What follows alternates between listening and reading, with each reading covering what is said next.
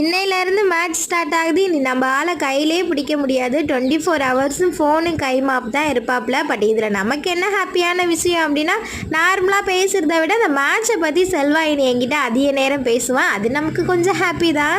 நம்மக்கிட்ட மாவு இருக்கிற வரை காலையிலையும் நைட்டுக்கு தோசை செஞ்சு சாப்பிட்டுக்கிற வேண்டியது தான். மதியத்துக்கு வந்து கொண்டக்கடலை குழம்பு தான். நைட்டு கொண்டக்கடலை ஊற போடவே மறந்துட்டேன். நைட்டு சாமத்தில் 2 மணிக்கு எந்திரிச்சு ஊற போட்டுட்டு இருந்தேன். ஒன் சைடு சாப்பாடு வச்சுட்டு ஊற வச்ச ட்ரெஸ்ஸையும் துவச்சு காய போட்டாச்சு. இன்னைக்கு என்னமோ தெரியல, வெயில் கொஞ்சம் கம்மியாக தான் இருந்தது. இந்த மண்பானை சட்டி செல்வா கிட்ட நான் ரொம்ப அடம் பிடிச்சி வாங்கினேன். ஒன்றுமே உனக்கு விதவிதமாக அந்த மண்பானை சட்டியில் செஞ்சு கொடுப்பேன் பாப்பா அப்படின்னு. பட் இதில் ஒரு 10 டைம் கூட நான் சமைச்சிருக்க மாட்டேன்னு நினைக்கிறேன். இதுவாது பரவாயில்ல, ஒரு 10 டைமாவது எடுத்திருக்கேன். இன்னொன்று இதை விட கொஞ்சம் பெருசாக இருக்குது. அதில் வந்து 2 டைம் மீன் குழம்பு வச்சதான் அப்படியே கவுத்தி போட்டதோட அப்படியே கிடக்கு. அப்பா நான் வச்ச கொண்டக்கடலை கருவாட்டு குழம்பு அப்படியே கமகமுன்னு இருக்கியா, டேஸ்ட் வேற லெவலில் இருக்குன்னு நினைக்கிறேன். பட் என்ன பண்ணுறது, நான் என்னைக்கு இது மாதிரி டேஸ்ட்டாக சமைக்கிறேன்னு நினைக்கிறேன். செல்வா பையலுக்கு மட்டும் கொடுத்து வைக்க மாட்டேங்குது சாப்பிட. வீடியோ பார்த்துட்டு செல்வா நினைப்பேன் சாப்பிட்டா தானே தெரியும் அப்படின்னு. அது ஒரு பக்கம் இருந்துட்டு போகுது. இன்னைக்கு நம்ம ஃபேமிலியில் கவிஸ்னா, சக்தி, பிரதீக்ஷன், சுதர்ஷன் அவங்களுக்கு இனிய பிறந்தநாள் நல்வாழ்த்துக்கள். Bye by.